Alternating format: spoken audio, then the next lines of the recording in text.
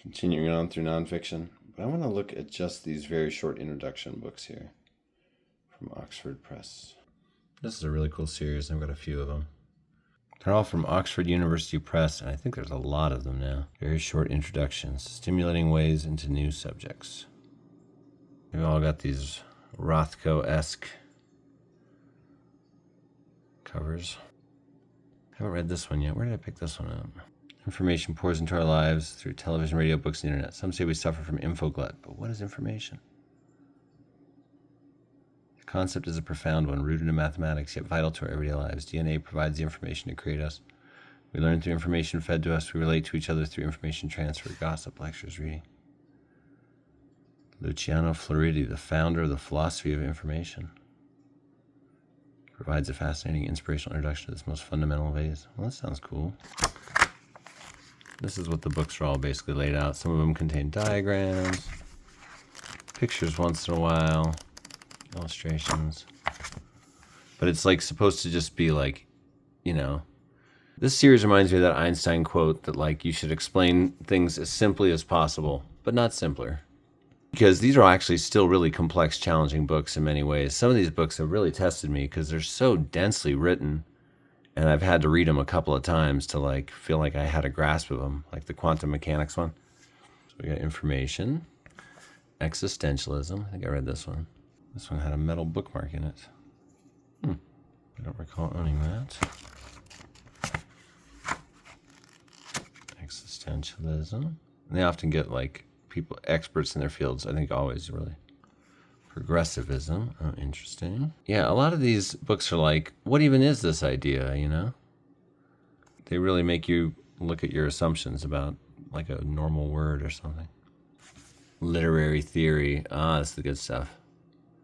Yeah, you know, if you really get into analyzing and studying things, Rothko's estate should sue them. The whole company for mocking style. No, it's elegant and simple. Oh, hi, squirrel. Psst. What's up, kitty? Frank Kermode. It is impossible to imagine a clearer treatment of the subject or one that is, within the given limits of length, more comprehensive.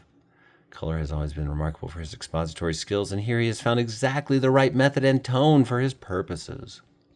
Yeah, literary theory. There's people that really think about all the different kinds and so on.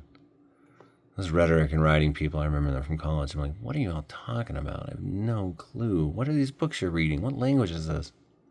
No, it wasn't that bad, but it was kind of baffling. When I gave a commencement speech after grad school for my department, I made a joke about that. That was the first video I put on this YouTube channel 10 years before it became a book thing. Yeah, I'll definitely need to read this sometime. I think I have read it, but it's like the kind of subject you got to refresh yourself on. Because there's different ways of reading. I mean, there was this new criticism that came out like mid-20th century, and it was like everyone's supposed to suddenly read with no context, basically. And that's dumb. And then people had to walk back from that forever. It's not the worst way to do like one reading of something. But it's such an infinitely richer reading to seek out as many contexts as you can. But then anytime like a work is reduced to a simple lens, I mean, class is a pretty good one. You can always get something out of it. I think the trick is whatever your lenses are that you look at things, just make sure it's not the only one, you know? Because, yeah, it totally makes sense to look at things through the lens of every group affected by whatever you're writing about, and to look at things in a class way, and to look at things in all these other ways, politically or racially or, you know, from a feminist lens, whatever, you know. And so many different philosophies. I mean, I've talked before that I have my own kind of literary theory lens that I use, the perfection lens, that every work can in some way perfectly express to you some aspect of whoever created it. And that, like, you can't help but perfectly express yourself. Literally. Like, if you sing a horrible song and it's all horrible and stuff, that's like perfectly expressed something, you know? Your lack of discipline in taking singing lessons and practicing ever. Your inner angst and raw feelings, whatever. A bunch of stuff. There's a million approaches. And I don't know. Yeah, it's the kind of thing you could go to school just for that, really. Learn all the things. But I don't know that it would necessarily increase or overall improve your enjoyment of works. It might. It would give you some more depth. Never mind. No, every bit of knowledge helps, but I don't know. It's strange. I hang around a lot of like high school teachers now that are talking about, teaching things, and so I hear some of this stuff. Documentary film. Oh, I read this one. This is good. I got an itch for film. I love film. It's one of the great art loves of my life. We can't tell from your YouTube channel that has no editing except the pause button and where the camera's rarely held still. Shh. Hush. This is different. Whoa, look how many of these there are. African history, American political parties, anarchism, ancient Egypt, Anglicanism, animal rights, anti-Semitism, archaeology, architecture, Buddhism, capitalism, choice theory, philosophy, cosmology. Oh, I read that one. Drugs, the earth, Egyptian myth, the elements, individual authors. That's great. So many. Psychology, anthropology, terrorism, Rousseau, schizophrenia, Wittgenstein, World Trade Organization. Huh. Memory coming soon. I think that's out already. Yeah, I like this one though. I remember I might have read this one a couple times.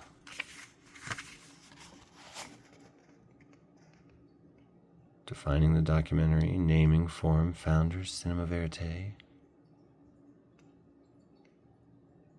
subgenres, propaganda, ethnographic, nature. Very cool.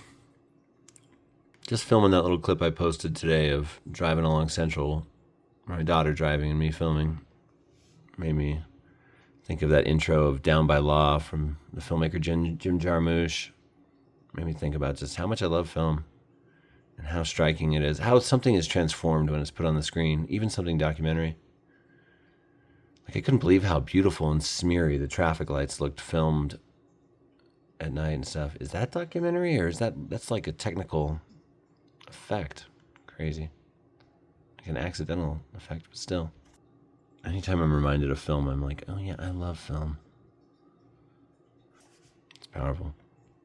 Terrorism. I was just reading about you in a list. Is one person's terrorist and others freedom fighter? Is terrorism crime or war? Can there be war against terrorism?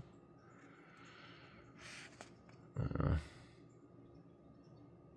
always love that Onion headline. Cat General declares war on string unwinnable.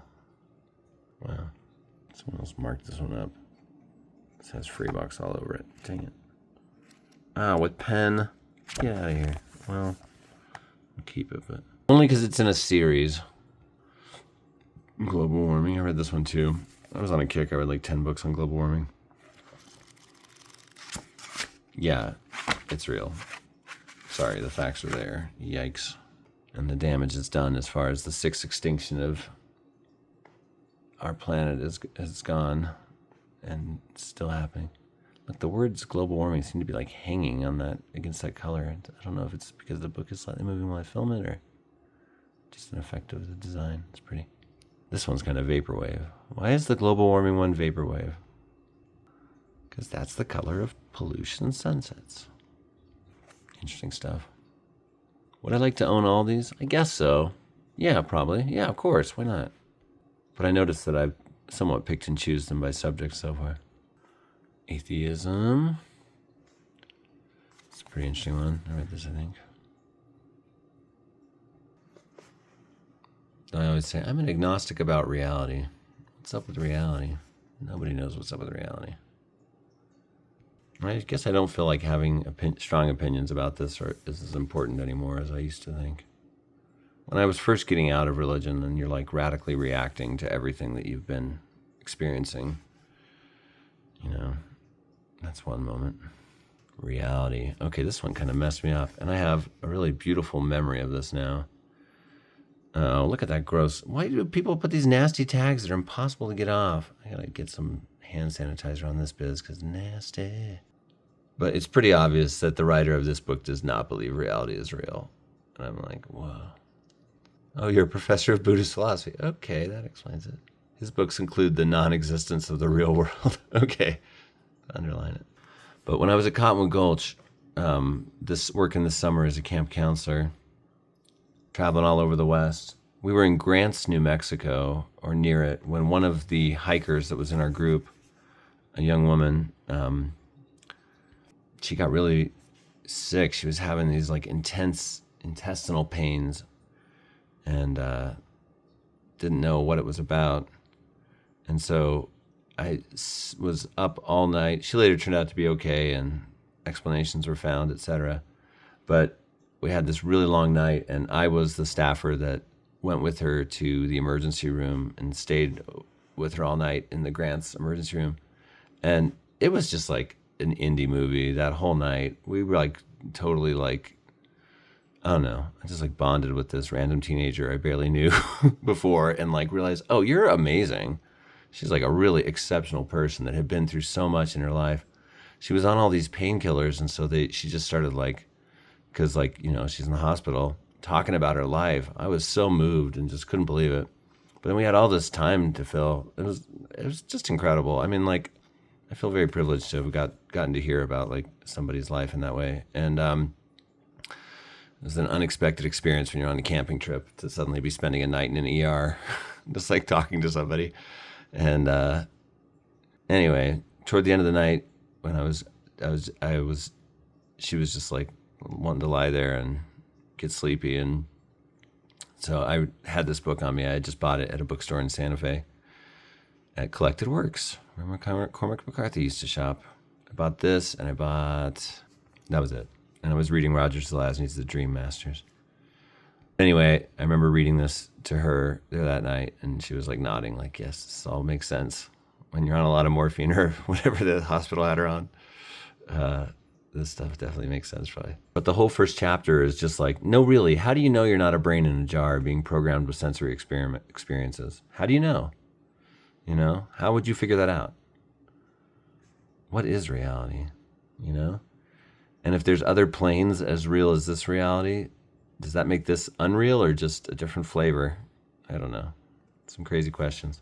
But this was one of like 2 or 3 books I had in my pack all summer. And those are good books, to have something like that. I had this and The Dream Masters from Zelazny. They both seemed very fitting for the world we were in. This one got beat up. Shame, because it's a beautiful paperback. Ugh, that was a long, rainy night that did that.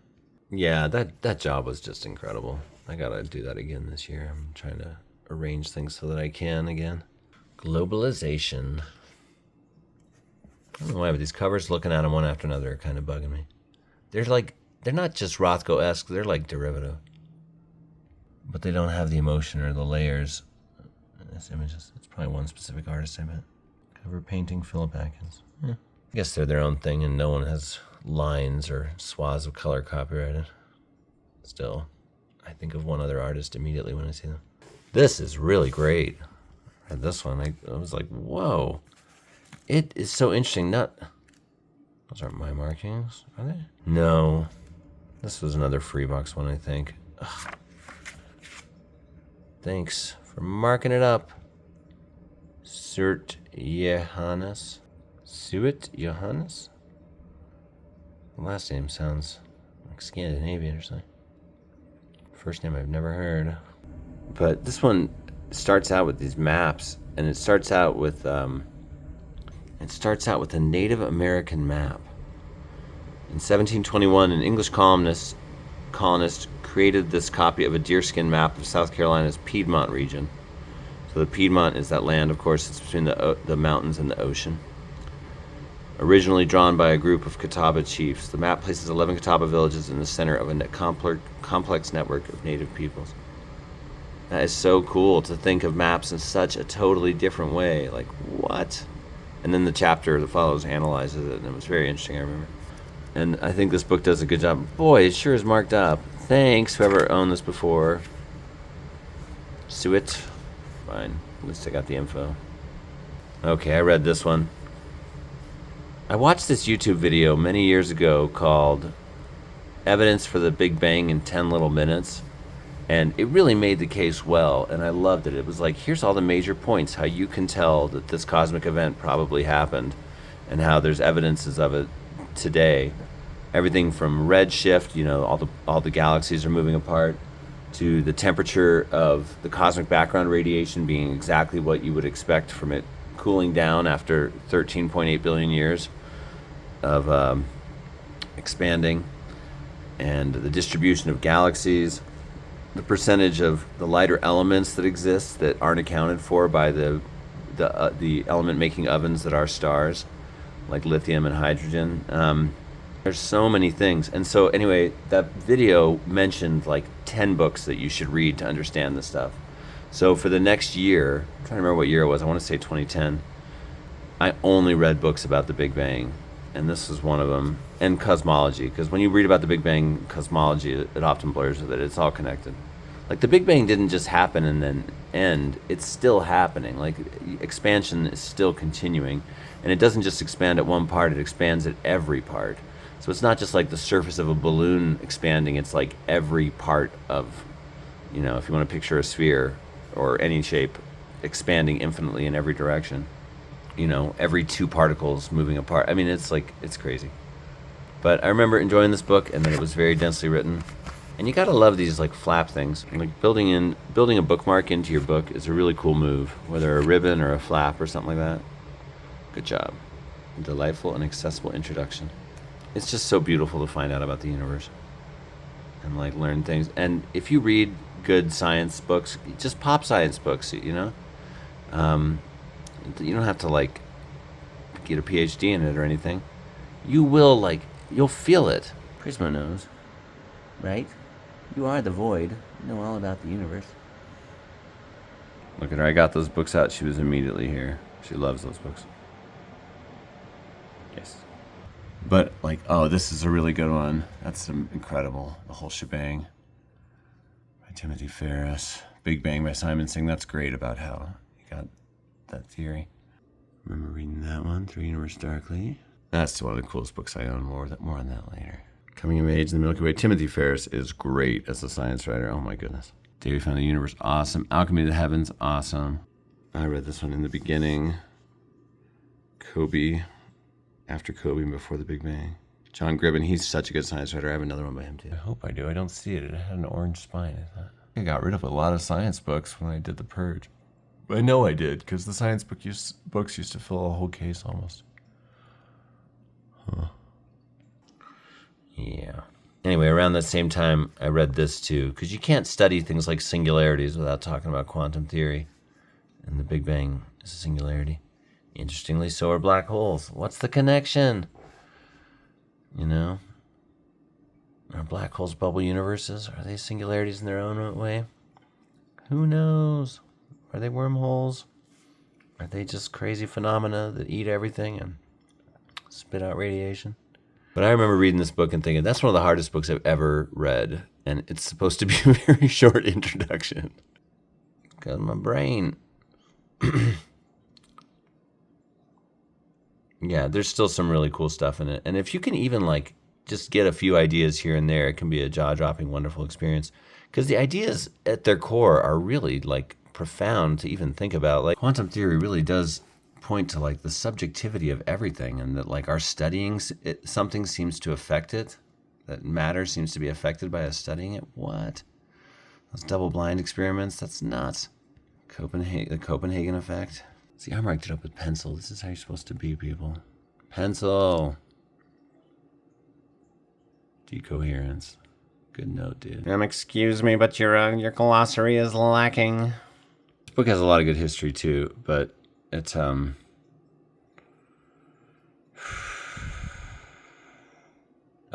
it gets into the details, I wanted to quit everything after that year of reading the Big Bang about the Big Bang and just study cosmology. But you have to do so much math. I thought about like going to school for it, honestly. Because I also do think that when like people that are generally like in more like, you know, humanistic, the creative fields, that sort of thing, when they apply themselves to scientific stuff, sometimes really cool discoveries and things come about as a result, you know?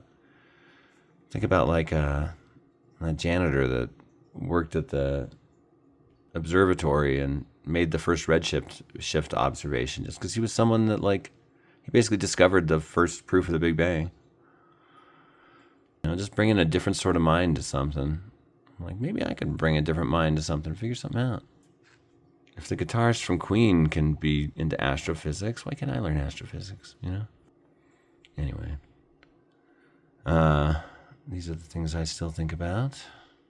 Maybe in my old age I'll go back and get a degree in cosmology or something. Theater, R before E. And they're from New York. Why'd they spell it like that? This is America.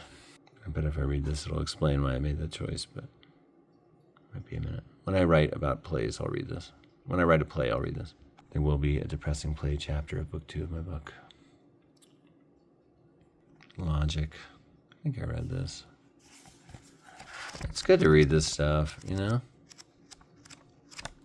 Logic is important. It's good to know about stuff. I mean, the idea of being well-rounded used to be more common, you know? Like, don't we all want to be well-rounded and know stuff? When you meet, like, a grotesque, like, unrounded intelligence, it's like, it's impressive, but it's like, ugh. Like, it's good to have an understanding of everything. We should, like, be hungry for everything. That's the trait of, like, omnivorous learners, right? That's a tautological definition, maybe. This book looks complicated. Did I read this? Maybe I didn't. Maybe I have no recollection of what I read. I think I did. And I think it confused me a little. And I got COVID twice. This book is falling apart. It needs taped up. Myth. I might pass this one on. I don't need a taped up book. Well, nah, I'm going to get as many of these as I can. Then I can start replacing them if I find better copies. And Myth. My fave. That's a relaxing color. Blue. Really, it kind of washes out when I zoom in on it. Interesting. Yeah, I think they all are from the same guy, Philip Atkins. Nah, this cover's gonna bore me, honestly. But I get it, having a simple cover. No, I like them. They're fine. I guess I'm ambivalent. I think what I am is hungry. But I'll say it. These Oxford Very Short Introductions are a good series, and I'm glad they exist. Oh, and I see they have numbers on the spines. That's cool. Look how many there are. 402 on that one. Theater, they've gotten away from us. Probably no one's read all of them except their editors. Even then, it's not the same editor for everyone, I'm sure. How could it be? But this is a good series, and I recommend it. Have any of you read any of these? I'd love to hear in the comments if you have any experiences with this series and what you think about it. All right, everybody, take care. I gotta eat something. I'm getting like a little weird and shaky and critical of abstract, impressionistic art cover books. I mean, they're not art books, but you know what I mean. Artsy covers. We'll look at the rest of these small books over here next time. I think these paperback nonfiction ones here are going to go into the other paperback nonfiction overflow. I didn't know there were any more out here like this. But we'll look at them before that happens. Prismo, what do you think of the Very Short Introduction series by Oxford? I mean, I just assumed you were really into them, but I don't know. Do you have any opinions? You're thoughtful. I appreciate that. You weigh your words carefully before speaking. That's a sign of intelligence. Prismo is great. Yes. All right. Take care, everyone. I just got the authorization today to go back and teach tomorrow. Yay. But the job I was at, this long-term subbing at my old high school with classes that I had gotten to know really well, may have lapsed. So Jefferson Middle School it is. Going to be talking to middle schoolers in Albuquerque. It's the oldest middle school in Albuquerque. It's actually a pretty interesting building. They have a bomb shelter, a nuclear fallout shelter. I had a really unusual like celebrity moment there one time. One time a kid in the VI program who couldn't see at all recognized me from my voice because he had listened to my podcast. I was like, what? That's crazy. That guy was cool. We had a good time hanging out and talking. I mean, it's always weird when those moments happen where people know something you've made or something like that. It's cool, but it's like, whoa. Well, take care, everybody. I'll see you later. More nonfiction tomorrow. Eventually, I'll finish up all the different things I've started. I need to post more actual book reviews, get into that stuff. Really, I should do the big Dostoevsky read through, get that going. That was my most popular video, was the Dostoevsky book roundup. Cormac McCarthy, second after that. Well, life. That's crazy. All right. Glad you're all out there. Life's cool. I'm writing stuff up and living life, doing everything, trying to figure things out. But I guess that's the human condition, right? Trying to figure things out. All right. Good night, everyone. Or whatever time of day it is. Hello. Bye. See you.